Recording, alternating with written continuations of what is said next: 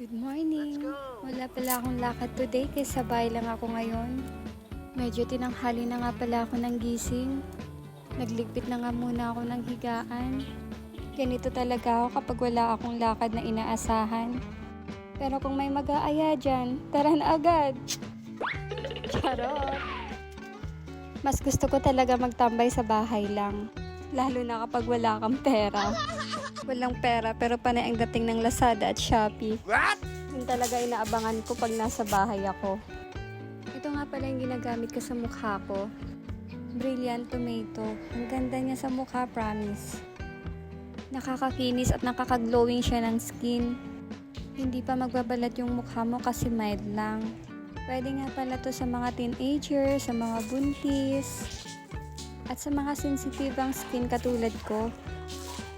Mas dito talaga ako hiyang. Simula nung gumamit ako neto, hindi na ako tinitigyawat. Pero syempre, kailangan mong i-maintain. Dapat paggising mo sa umaga at bago ka matulog, maglalagay ka nito. After ko nga maghilamos, naglagay na ako ng toner. Kapag nandito lang ako sa bahay, ito lang yung lalagay ko sa mukha ko. Hindi na ako naglalagay ng makeup o kahit na ano. Maliban na lang kung napapatiktok ako. Pero sa araw na to, wala talaga akong balak mag-TikTok. After ko nga mag-toner, ito naman ang inilagay ko, sunscreen.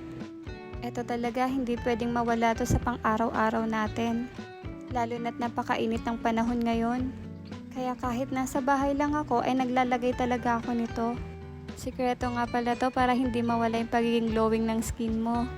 Kaya sa mga nagtatanong kung anong ginagamit ko sa mukha ko, ayan na po. After ko nga mag-skincare, nagpakain muna ako ng mga isda. Isa nga pala to sa mga stress reliever ko. Feeling ko kasi kapag nakakita ako ng isdang lumalangoy, nasa dagat lang ako. Isa kasi talaga ang dagat sa pinaka-favorite place ko. After ko nga magpakain ng isda, naglinis na ako sa baba. Gusto ko kasi talaga na laging malinis yung bahay.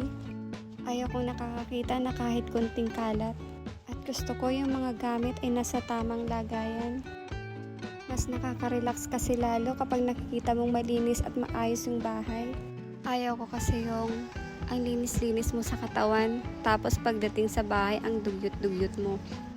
Kaya para sa akin, kontento na ako sa simpleng bahay lang basta malinis. Dahil naniniwala ako na kapag laging malinis ang bahay mo, kapag laging maaliwalas, good energy lang yung papasok sa bahay mo at mas maraming blessings yung darating sa'yo. Kaya after ko nga maglinis, nakaramdam na ako ng gutom. Hindi ko na namalayan yung oras, mag-11 AM na pala. Iinitin ko na nga lang yung ulam na niluto ko kagabi. Ito na nga pala yung breakfast at lunch ko. 'Di ba ang tipid? Kaya kapag ako kasama mo sa bahay, hindi mabubutas ang bulsa mo. Dahil isang beses lang ako kumakain sa isang araw. Wow! Charot lang. Hindi kasi talaga ako palakain lalo na pag wala akong kasabay. Ang boring ba?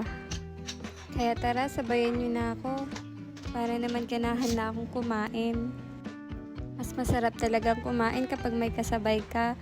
Tapos nagkikwentuhan kayo. Hindi mo namamalayan yung oras. At hindi mo rin namamalayan na marami ka nang nakakain. At hindi mo rin namamalayan na dahil sa kwento ng katabi mo, nakain mo na rin yung pagkain niya. Uy, may nakarelate dyan. Pero ang pinakamasarap talaga sa umaga ay yung may kasabay kang magkape. Tapos nasa tabing dagat pa kayo. O di kaya nasa magandang tanawin. Huy, huwag kang mangarap. Nakalimutan ko, nasa bahay lang pala ako ngayon. At ito na nga po pala yung breakfast at lunch ko. Sa umaga pala, nag-hot water lang ako.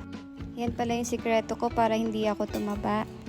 At more on prutas nga pala ako at less rice. Sa bahay lang pala ako nakakapag-diet.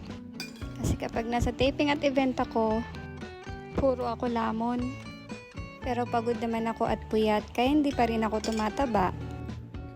Kaya ayun lang mga loves. Thank you for watching. Bye!